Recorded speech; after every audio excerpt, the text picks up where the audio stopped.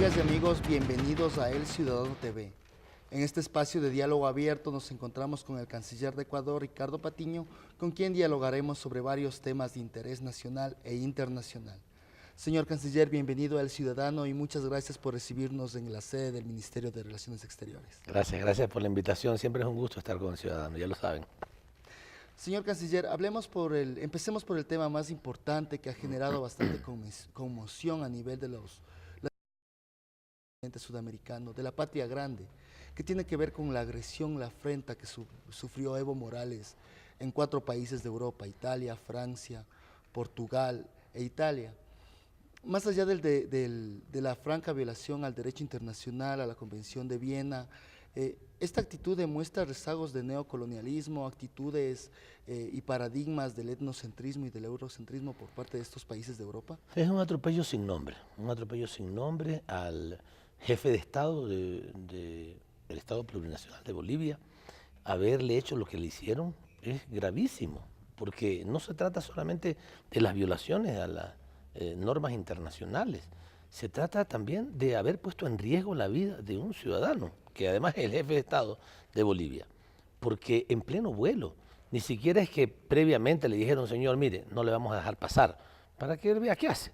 No, en pleno vuelo, cuando iba a entrar al espacio aéreo francés, le dijeron, señor, no puede pasar. Hay unas medias disculpas hechas ahí, pero se trata también de seguramente considerarse que son estados que pueden estar por encima de la ley, que pueden atropellar a ciudadanos y a jefes de Estado de nuestros países, lo cual exige el rechazo de los países como lo hemos hecho. Exige también disculpas, porque ellos deben de disculparse ante lo que se ha hecho. El presidente Correa lo ha dicho. ¿Qué pasa si era el presidente francés al que se le impedía, después de haberle autorizado ya, porque se le había concedido el permiso, y que se le impedía pasar por espacio aéreo? Seguramente habrían venido todos los aviones o muchos aviones a rescatar al presidente porque le hicieron tremenda afrenta. Y el presidente tuvo que esperar ya cuántas horas. Realmente es gravísimo lo sucedido. Es indispensable una disculpa pública de parte de ellos. Y también debería de esto plantearse en las Naciones Unidas en septiembre.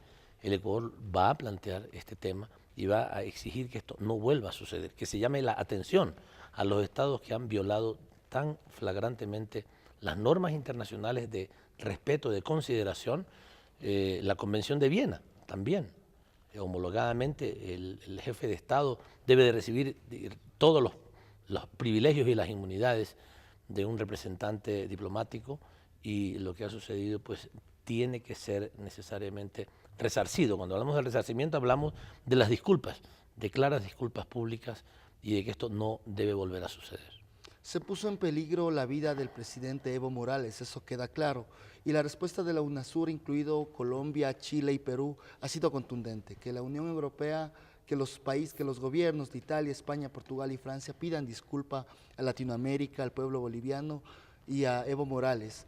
Pero ¿qué deberían hacer el resto de organismos supranacionales como la Organización de Estados Americanos, como el ALBA, como ya las Naciones Unidas para resarcir este tema, para que para que este tema no se vuelva a repetir a nivel internacional? Bueno, el ALBA ya lo ha hecho, el ALBA se pronunció inmediatamente. Afortunadamente el secretario general de la OEA también lo hizo, y lo hizo ese mismo día, lo cual hay que valorarlo. Ahora se reúne el Consejo Permanente de la OEA, debería de también rechazar lo que sucedió y exigir disculpas. Hay un comunicado que también ayer en la tarde, conocido, incluso yo lo retuiteé, de los países, del movimiento de países no alineados, que también rechazan esta violación. Es indispensable que el mundo entero haga oír su voz, de tal manera que estas cosas no vuelvan a suceder.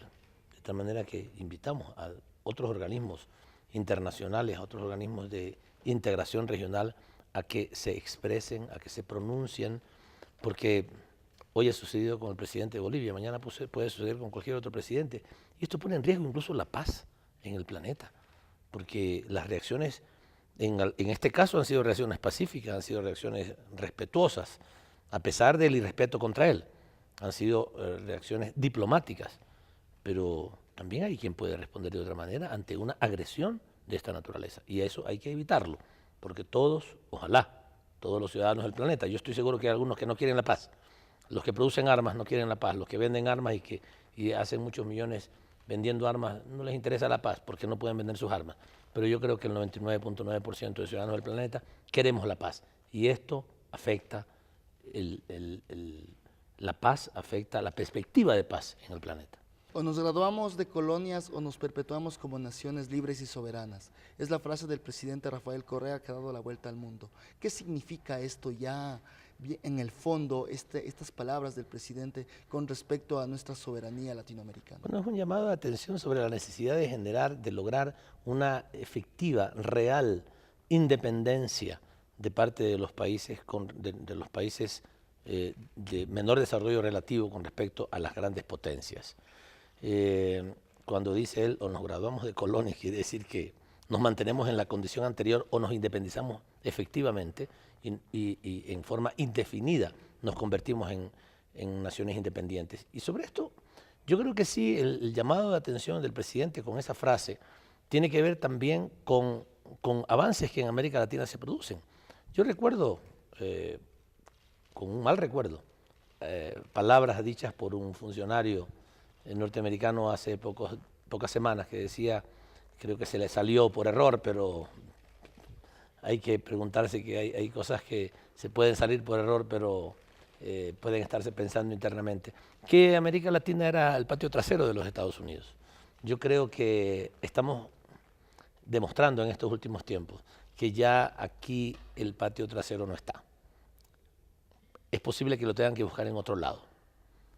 Hay otros que pueden hacer de patio trasero, pero ya América Latina ya dejó de ser el patio trasero de los Estados Unidos y creo que dejará de serlo por siempre.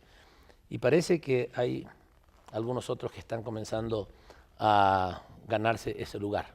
No quiero decir quiénes, pero ya cada uno de nosotros podrá analizar la cosa. Estados Unidos ya no tiene aquí, en América Latina, su patio trasero, que lo vaya a buscar a otro sitio. Señor canciller, el caso de Snowden se muestra complicado porque es un denunciante que se convierte en un perseguido político a escala internacional. ¿Cree usted que las revelaciones que ha hecho podrían cambiar el escenario geopolítico en el mundo, ahora que se conoce que Estados Unidos pudo haber espiado Naciones Unidas, la Unión Europea, Brasil, o como publicaciones recientes informan que Estados Unidos vigilaba a los otros países de 16 bases militares en el exterior? Y hoy salió la información, una nueva información, de que está incluido el Ecuador. Por primera vez sale ya públicamente la información de que Ecuador, Colombia y otros países de América del Sur también están siendo vigilados, espiados. Esto es una afrenta contra el mundo. Ojalá las relaciones internacionales comiencen a cambiar. Ojalá aquellos países que se han prestado, que han sido cómplices también para el espionaje, se den cuenta de que no pueden seguir jugando con la paz en el mundo, no pueden seguir jugando con la dignidad de los países y de los seres humanos.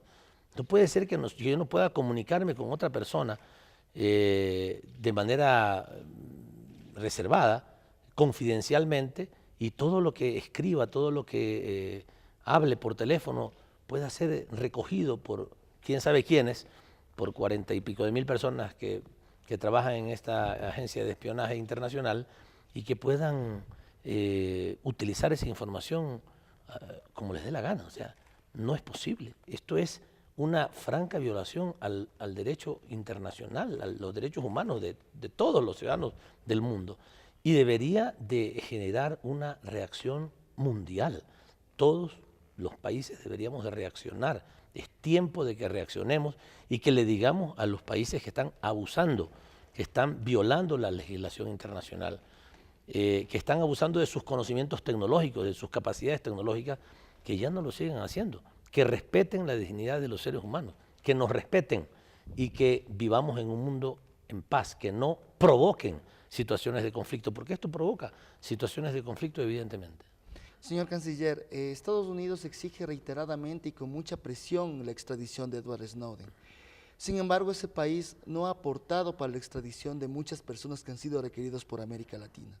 En el caso de Ecuador, los hermanos William y Roberto Isaías. ¿Puede contarle, por favor, a los televidentes del Ciudadano TV cuántas veces y por qué razones ha sido precisado que Estados Unidos entregue a los hermanos Isaías a la justicia ecuatoriana? Bueno, desde que era posible pedir la extradición, se lo ha hecho.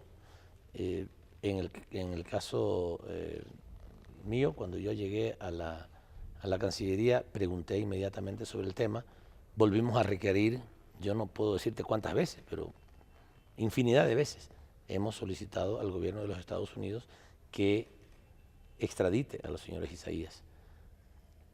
Se ha entregado toda la documentación que era necesaria. Han terminado todos los juicios. No es el caso del señor Snowden. En el caso del señor Snowden, recién va a iniciarse un proceso judicial.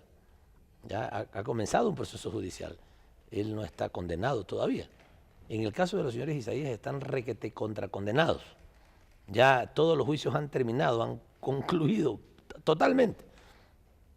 Por tanto, en el acuerdo que tenemos de extradición entre los dos países, ellos deberían de ser extraditados al Ecuador.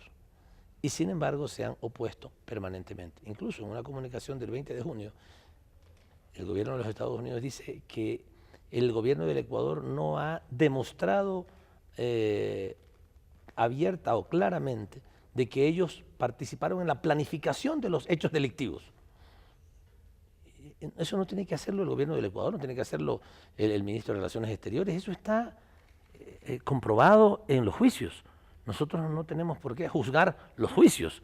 El proceso judicial se lleva adelante en lo que antes se llamaba la Corte Suprema de Justicia, ahora la Corte Nacional de Justicia. Pero es ahí en donde se resuelven las cosas. Yo no tengo que estarle explicando o dando justificaciones al gobierno de los Estados Unidos, porque para eso es la función judicial. Y la función judicial ha llegado a las conclusiones que ha llegado, ha condenado a las personas y por tanto lo que compete, lo que corresponde, perdón, al gobierno de los Estados Unidos y a sus instancias correspondientes es proceder a la extradición. Pero hasta la última comunicación del 20 de junio dice que no se ha demostrado fehacientemente de que ellos planificaron los hechos delictivos. Bueno, esa es su decisión, también es una decisión soberana, porque a pesar de que hay un acuerdo de extradición, ellos tienen también la decisión soberana de hacerlo o de no hacerlo. Bueno, pues entonces que tampoco nos exijan como lo quieren hacer y con la prontitud y la rapidez que lo quieren hacer, que nosotros actuemos con respecto a ese tema. Bueno, además de eso, por supuesto, el gobierno del Ecuador tiene todo el derecho, el derecho soberano a tomar una decisión sobre cualquier extradición que se solicite. Ellos también lo han hecho, nosotros también tendremos el derecho a hacerlo. Señor Canciller, hablando de otro tema, existe gran interés en los empresarios y exportadores ecuatorianos por la reunión que el flamante ministro Francisco Rivadeneira mantiene con el bloque comercial de la Unión Europea en Bruselas. ¿Cuáles son los puntos claves para ya afianzar un tratado comercial con la Unión Europea? Como se conoce, hay dos puntos importantes, que es el de sectores estratégicos y de compras públicas. Ahí ha habido diferencias, son lo que nosotros llamamos líneas rojas, de las cuales no podemos pasar. El presidente Correa tuvo un diálogo muy franco con la canciller Merkel en Alemania y de ese diálogo aparentemente queda claro de que es posible de ambas partes establecer niveles de flexibilidad para llegar a un acuerdo. Esto es lo que ahora el nuevo ministro de Comercio Exterior, Francisco Rivadeneira, ha ido a conversar a Bruselas. Están conversando, esperamos que efectivamente se compruebe ya a través de las personas que hacen directamente o que van a hacer directamente la negociación, que es posible llegar a esos niveles de flexibilidad de ambas partes y que a partir de eso entonces pueda iniciarse las rondas de negociaciones, que no deberían de ser muchas porque hay muchos temas que ya se trataron anteriormente.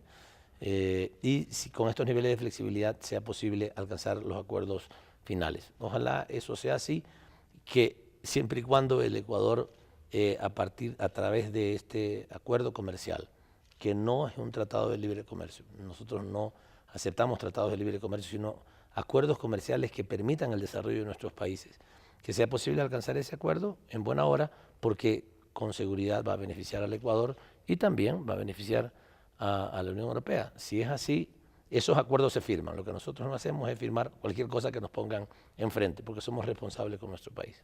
Señor Canciller, en estos próximos 4 años, entonces Ecuador continuará con la diversificación de sus mercados, sobre todo en este contexto de que Ecuador ha renunciado unilateralmente a las preferencias arancelarias andinas ATPDA y bueno, por otro lado, la expectativa que existe por la construcción del canal de Nicaragua que podría permitir exportaciones masivas a nivel internacional. ¿Sí? Nosotros seguimos trabajando en la diversificación. Hoy vi alguna noticia de algún representante de un sector empresarial, estos que son más políticos que empresarios, que decía que no es cierto que el Ecuador se ha diversificado el destino de sus exportaciones. Yo los invito a ver la información, es absolutamente claro que el Ecuador ha diversificado el destino de sus exportaciones y eso es tremendamente importante para consolidar la independencia política y económica que nuestro país necesita tener. Hemos logrado una ampliación del 4% hasta al 8% de nuestras exportaciones al Asia. Hemos aumentado también en un 2% nuestras exportaciones a América Latina. Hemos aumentado en un 3% aproximadamente en términos relativos las exportaciones a la zona norte del Asia y hemos disminuido relativamente, aunque en términos absolutos han crecido, nuestras exportaciones hacia la Unión Europea y hacia los Estados Unidos. Y eso es bueno. No es bueno disminuir en términos absolutos, porque en términos absolutos sí han aumentado nuestras exportaciones a los destinos tradicionales, pero no es bueno que ahí se concentre demasiado las exportaciones. Y ese trabajo se continuará haciendo porque eso consolida la independencia de nuestro país. Eso es fundamental para ver el futuro del desarrollo del país con tranquilidad y con independencia. Señor Canciller, muchísimas gracias por esta entrevista para El Ciudadano TV. Muchas gracias a usted.